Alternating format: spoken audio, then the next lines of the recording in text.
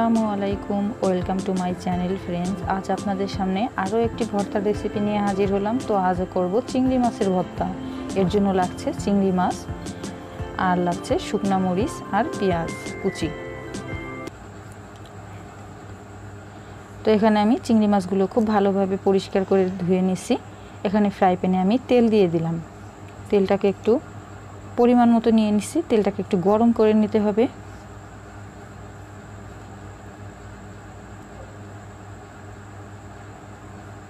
তো এখানে আমি চিংড়ি মাছগুলো দিয়ে দিচ্ছি। এটাকে একটু ভেজে নিতে হবে। তো এখানে আমি নেড়ে চেড়ে নিচ্ছি।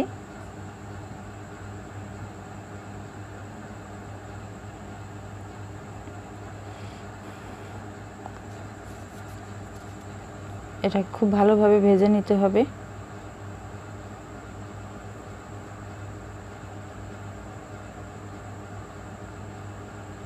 এর ভিতরে আমি একটু লবণ দিয়ে দিলাম অল্প পরিমাণে, আর অল্প পরিমাণে হলুদের গুঁড়া দিয়ে দিলাম যাতে করে কালারটা খুব সুন্দর আসে। তো এখানে আমি এটা নেড়ে চেড়ে ভেজে নিচ্ছি।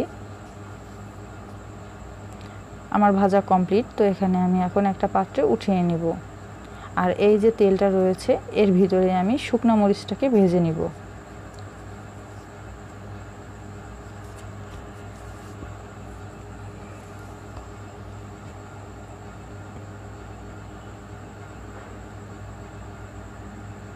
তো আমার ভাজা কমপ্লিট হয়ে গেছে, আর এই চিংড়ি মাছটাও ভাজা হয়ে গেছে, আর শুকনো মরিচটাও। এখন আমি এটাকে পেঁয়াজ কুচি নিয়ে নিলাম পাত্রের ভিতরে,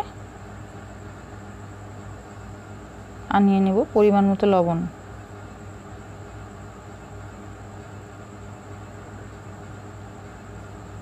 তো এখানে আমি খুব ভালোভাবে মরিচটাকে আগে ডলে নিব।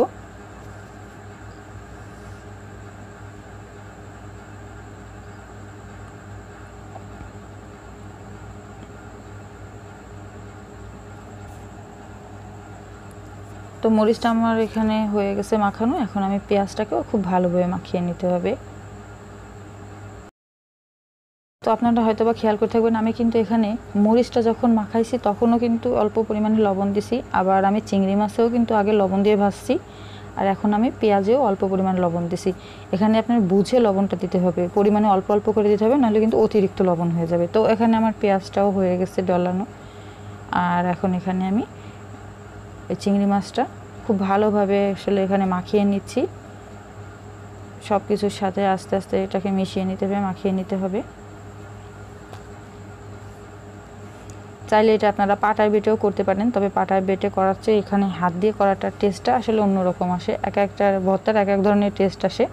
তো এইভাবেও করে খেয়ে দেখতে পারেন, অসাধারণ লাগে আপনার এই ভর্তাটা। বাসায় অবশ্যই ট্রাই করবেন। তো আমি এখানে সব কিছু একসাথে এখন মেখে নিচ্ছি।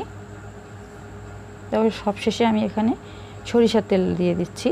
সরিষার তেলটা দিয়ে খুব ভালোভাবে আবারও মেখে নিতে হবে। কালারটা দেখে হয়তো বুঝতে পারছেন কতটা ইয়ামি হয়েছে, আর খুব টেস্টটাও ভালো আসছে। তো আপনাদের যদি আমার এই ভর্তার রেসিপি আর ভালো লেগে থাকে তাহলে আপনারা কমেন্ট বক্সে যেয়ে বলতে পারেন। আমি আরও নতুন নতুন ভালো রেসিপি আপনাদের দেওয়ার চেষ্টা করব, বিভিন্ন ধরনের ভর্তার রেসিপি। আর ভালো লাগলে অবশ্যই একটা লাইক করবেন, কমেন্ট করে জানাবেন, আর শেয়ার করতে কিন্তু ভুলবেন না। আর আমার চ্যানেলটিকে অবশ্যই সাবস্ক্রাইব করে আমার চ্যানেলের সাথে থাকবেন। আজ এ পর্যন্তই। নতুন রেসিপি নিয়ে আবারও আপনাদের সামনে হাজির হব বন্ধুরা। সে পর্যন্ত সকলেই ভালো থাকবেন, সুস্থ থাকবেন। আল্লাহ হাফেজ।